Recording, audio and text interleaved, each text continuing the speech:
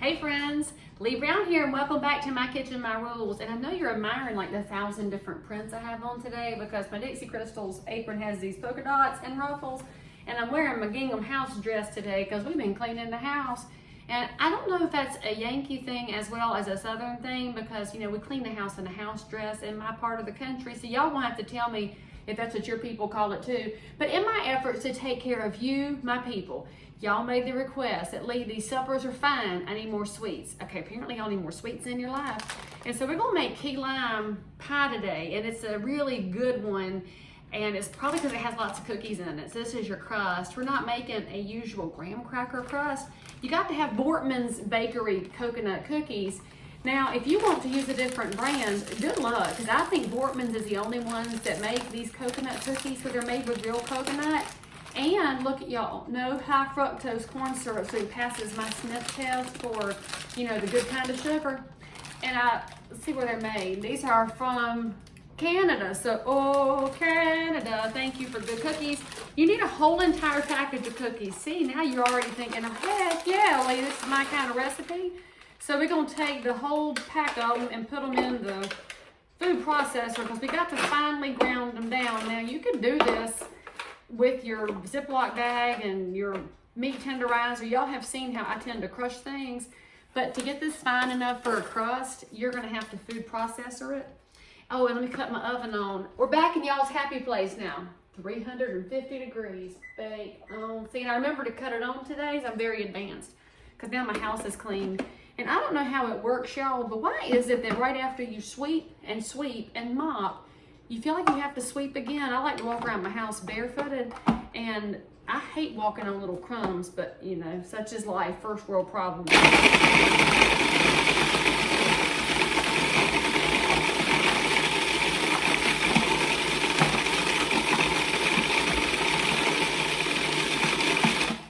Look, y'all wonder what I said when you see me talking. I was just pretending to be talking because things so loud.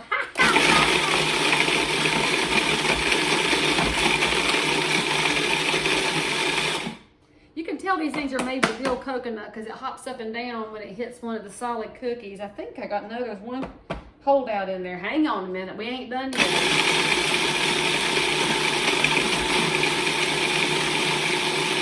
Did y'all see it? I mean, these things are wild.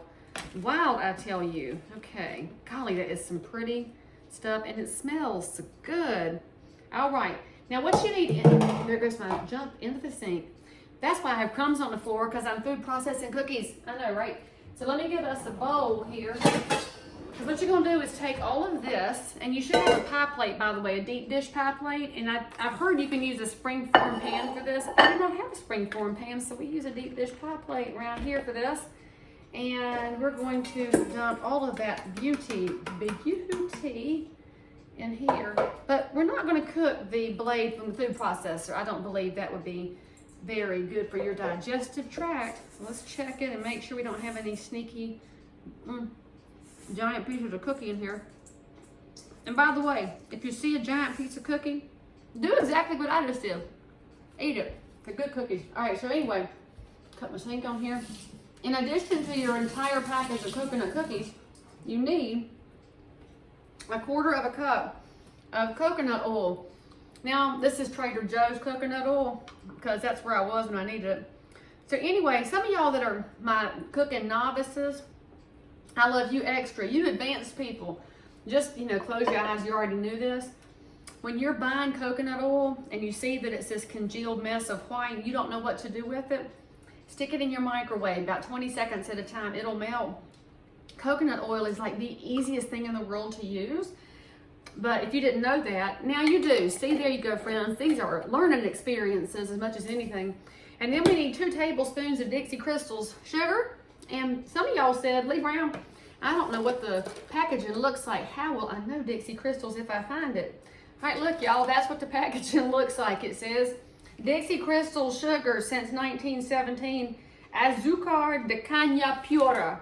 So for my Spanish-speaking friends, you probably cringed right then. Don't worry, at some point I plan to take some Spanish classes. It just has not happened yet. So anyway, 2 tablespoons of sugar, and then we're going to stir that up just to turn it into a little bit of something that could be mushed. So get your oil dispersed. Make sure your sugar is dispersed. Because you know, who doesn't need more sugar in your cookie mix? Right. Okay, so what we'll do is make sure that's ready to go. We're gonna press this into the bottom of the pie dish. Let me move my pie dish where y'all can look at it and see it. Oh, if you wonder where my pretty red pan came from, I found it at the Harris Theater one time. I needed a pie plate because I had either broken one or lost it, or just tragedy had ensued. And they had it, and it has held up very well for several years. So if you go to looking for it and can't find it, it wasn't this seasoned. Do pans have seasons like clothes and pocketbooks do? Asking for a friend. Okay, so put that in your pan, and then use your hands, y'all. See, this is, it's kind of like when you were little and played with Play-Doh. It was as much touching it as it was smelling it, but you knew when you had off-brand Play-Doh, am I right? Because it did not smell right. Just like off-brand crayons don't smell like Crayola. I went to the Crayola factory one time in Kansas City. It was great fun. And I don't remember if they explained if they sneak some scents up in there so that you will smell childhood, but man alive, crayons smell good. All right, so I'm trying to mush it down, y'all. If you're wondering what's taking me so long, I want it to be as even as possible on the bottom, just so that people won't fuss in the family when they get a piece if somebody else got more crust than they did, because this is one of those pies where you won't have the crust people saying, I don't eat crust. Yeah, they'll eat this one. It's really just a big old baked cookie. Okay, so now that we've got it mushed in here, our big pile of crumbs, and it goes up the sides, by the way. I need to move my pot so y'all, there we go. Now y'all can see all the fun. One day I'll learn, you know, by episode 50 or something. Okay, it's all the way up the sides and around the bottom. We're gonna put this in the oven for about 10 minutes. And what you're looking for is for it to turn a little bit golden. It's already yellow from being coconut cookies, but about 10 minutes. And then you're gonna take it out and it's got to cool. So there's a big reason that this is a giant front segment. If you don't get the crust right, friends, your key lime is not gonna be right. It'll taste good, but it'll be weird. All right, so I will see y'all after this thing has baked for 10 minutes, and then we'll start fixing the filling. Okay, so now comes the easy part. While your crust is in the oven, and you can even wait till it's out, that's fine since it has to cool off. You gotta fix your limes. You need 4 limes, but if you're using key limes, and I didn't find any in the grocery store that looked like they were worth the darn, you might have to get like a dozen because they're tiny. So, I mean, I guess I probably shouldn't call this key lime pie. I guess this is gonna be lime pie, but fine. People who are around here will still eat it. We need some lime zest. Now you need about a tablespoon, and if you're not super familiar with zest, that's what this tool is. This thing that's like a baby grater. Let me carry it over here to my camera so y'all can look at it. It's the oak so one. But when you're zesting, take your lime down till you get to the pith, but don't put a ton of the pith in there. That's that whitish part up in there. It's bitter, and so we want the outside part with all the lime flavor in it.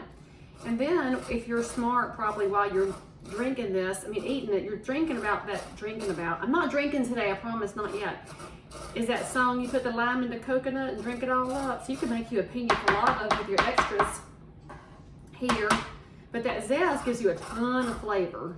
If y'all did not know that, just take you a minute to create some.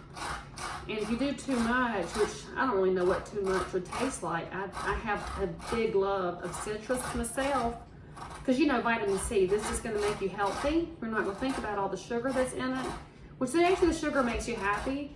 And so we're supposed to be happy and healthy, and so Shazam. We have vitamin C for healthy, we have sugar for happy, and then you got to make it, frankly, and that's the fun part. That looks pretty close. Let me wipe off the excess here and Shazam. And now I'm going to tell y'all another secret about your juicer. If you have a juicer like mine, there's a big end and a little end. Y'all ever notice that? The big side is for lemons and the little side's for limes. So you learned something new today. I don't know about y'all, but I keep seeing these things roll around on Pinterest and whatnot, Instagram. I was 0 days old when I learned things like when my spoon and fork can sit in the takeout container. And frankly, when I get takeout, I just eat it all. I don't need my spoon and fork to just sit around and look at me. But maybe that's just how I'm wired. So the reason you need 4 limes is you need roughly 1/4 cup. But you know, we're not always exact in my kitchen, my rules. unless we're baking, but this doesn't really count as baking because it's more of an icebox pie, even though you do have to cook the crust. I mean, you don't have to, I guess. I guess you could eat it raw, but that sounds a little weird. So, you know, you do you, and I'll do me. And maybe that's the reason y'all are watching this channel, because you've done you too much and you don't really know what to do next. And I feel you, friends. That's why cooking has been my saving grace during this very interesting season in life, right? It feels good to mush that lime down. Since I had to use my food processor for my crumbs, I didn't get to get all my frustrations out by slamming things on the countertop. Juicing will do it for you. But I will tell you that if you have arthritis like I do, this job can be kind of tricky, but the thing that I like for arthritis is CBD oil. But I'll tell y'all, my grandmother had real bad arthritis. It ran in her whole side of the family. And I mean, like, the osteoporosis runs in that side of the family too. So kind of hoping I took after my mama's mama in that regard. But anyway, my dad's mom had the arthritis, and she had a trick for handling it. She would take a quart mason jar and fill it up with white raisins, and then she would cover them with gin and then put it in the refrigerator, and then the next day they would have absorbed the gin, and you put gin back to the top of your raisins and keep on going until the raisins would not hold any more gin. And basically you had these really plump grapes that were full of gin, and then you eat 10 of them a day, and that would cure your arthritis. And in the same breath, this hilariously sassy and fabulous woman would say, now I don't drink though. She would just eat 10 of these gin-soaked grapes to make her arthritis better. So there you go, friends. If you have arthritis, you could make your own myrtle concoction and then let me know if that worked for you like it worked for her. I haven't really tried it yet. Look, see, 4 limes is right at 1/4 of a cup, so let's just dump that in here. Other thing I like about this juice is it catches all the seeds. And then we're gonna add in, get my lime pieces out of the way here, and we're going to add in our zest. I'm just gonna dump it right off my board here. That's the perk here. I'm halfway not paying attention because I'm listening for my oven to go off, but I should probably be hustling so that I'll be having my hands out of this and my crust won't burn. All right, so the zest is in, juice is in. Now you need a 14-ounce can of sweetened condensed milk, and we're using Borden today. They have the Magnolia brand here at my store. It used to just say Borden, and this is from, I don't know where that's from. It says USA, but it's in Espanol. I'm gonna have to learn some more Spanish if I'm gonna buy more containers with Spanish on the lid. That would make me just better off right there. All right, so there you go, your 14 ounces of condensed milk. Takes a second to come out. Even when you open up the wheat pole on the other side, I probably could have just pulled the lid off, but that's not how my grandmother did it. All right, so while that's happening, we're gonna get some Cool Whip out. Now the recipe that I like, it calls for coconut whipped topping, but y'all, that's like twice the cost of Cool Whip, and I'm just not willing. So I guess if you're sensitive to dairy, I don't think this is really dairy. I think this is just Cool Whip. And this is, by the way, the best leftover containers ever, and don't even at me on that. You know, Cool Whip containers are the staple of the kitchen. I'm not paying attention here. And so you would normally have 2 containers of Cool Whip, but my Harris Teeter had the giant container on sale, and so I got the giant container. So we fixed to put half of it up in here with this very, very slow condensed milk. This is driving me nuts. Let's put another hole in the can here and help it go. There we go. Now we're cooking with gas. All right. If one hole ain't enough, go with 2. Amen, amen. All right. So remember, only half of the container, but if you're using the normal containers, 1 whole container is going to mix in here. And let me cut that off while this thing is sitting here. Oh, that's so pretty. Look, I'm just going to let it drain here. I don't know if I can do this without making a mess. So y'all just say a little prayer for me real quick. I'm not cutting the camera off, so whatever happens, happens. Y'all are going to see it. I'm either going to be boring or viral. It's going to be one or the other. All right. Oh, this looks so good. All right. So, I can't get the hold of got the wrong pot holder. The ones that Cora made for me with her latch work kit are very cute. They're not always the best. Let me get my one here, the silicone. All right. Because I know my helper's not going to come in the kitchen with the video camera going. All right. So that's what your crust looks like. See? It's very pretty. Got a little golden brown on it. We're going to let it cool for about 20 minutes. So let me let this happen. This condensed milk is still taking its own sweet time. Good Lord, come on out the container. Ugh, this may be the Lord telling me I don't need this much sweetening in my life, but the recipe called for sweetened, dadgummit. And I'm pretty sure you could use sweetened coconut milk if you had a mind to it. All right, while that's draining, let's see if I can keep working independently here. This is gonna make me feel like I'm Charles Shackelford. If y'all remember Charles Shackelford, he played basketball for NC State back in the early 80s, and he had the most infamous basketball interview ever where he said, I can dribble with my right hand, I can dribble with my left hand. I'm amphibious. Don't believe me? Look it up. It was the best thing ever, and as a child who grew up in a Carolina household, oh, we used that for days. But my same grandmother with her, who didn't drink with her gin-soaked raisins, was a diehard State fan. She was mad every time he would make fun of old Charles. All right, that can is empty. Now let's, whew, I don't have to be amphibious anymore. Let's just get one more scoop. All right, now we're gonna mix that up. Condensed milk, Cool Whip, lime juice, and lime zest. And that is your filling. So once that crust cools off, we're gonna pour this into the crust, and then it sits in your refrigerator for in the neighborhood of 4 hours. And so if you're having a barbecue or having friends over, circle meeting, whatever, client, maybe you wanna carry this to a client meeting. I bet if somebody's watching this, they're thinking, if I hire Lee Brown as my realtor, maybe she'll make me something to eat.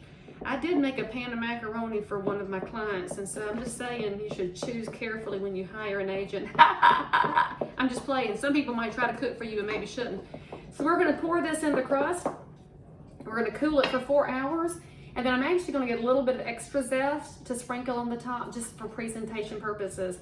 So I'll see y'all with the finished product here shortly. Okay, so see how pretty that is? Your made up little toppingness full of lime goodness goes in your cookie crust.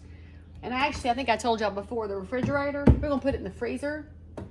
It's sitting there with the Icy Pops for 4 hours at least, or longer if you want. And then when it comes out, we got one last step, and it's good.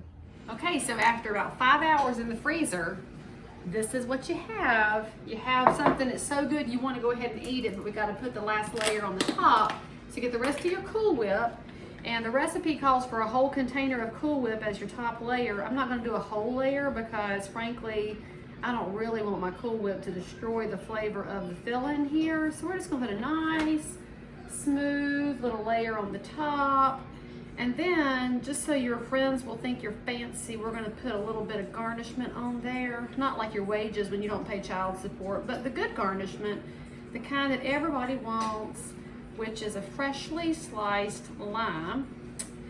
And then you will be the hit of the party, friends. So I've got 5 lime slices. We're just gonna be so decorative and fancy here and just lay them out here in a little 3, 2, 1 pattern. And how about that? Your cookie crust key lime pie. And by the way, it pairs nicely with this autumn harvest that we have with supper. So try it out, see what you think. And by the way, Cool Whip, y'all didn't mean to get a commercial, so y'all should hook a sister up with some commercials.